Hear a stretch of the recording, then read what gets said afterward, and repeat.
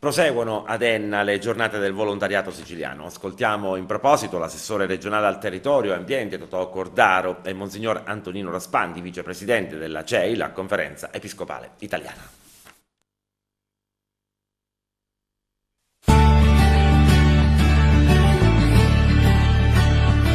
Abbiamo fatto in tema ambientale la Sicilia, adesso dobbiamo fare i siciliani. Mai prima del nostro governo la parola pianificazione in tema d'ambiente era stata utilizzata così come abbiamo fatto noi. Adesso è necessario creare nella società siciliana un sentiment. Per fare questo dobbiamo coinvolgere, come già abbiamo fatto nei mesi scorsi, le grandi associazioni di volontariato, perché ciascuno deve assumersi la sua responsabilità. Il volontariato dà quella chiarezza e quella trasparenza di gratuità, solidarietà, fraternità, che per ovvie ragioni il solo lavoro non riesce a dare. Ma se le due facce le mettiamo insieme, allora sì che viene fuori un'idea di siamo tutti fratelli e tutti insieme abbiamo la responsabilità e ci vogliamo prendere cura di questa casa comune che è prendersi cura di noi stessi.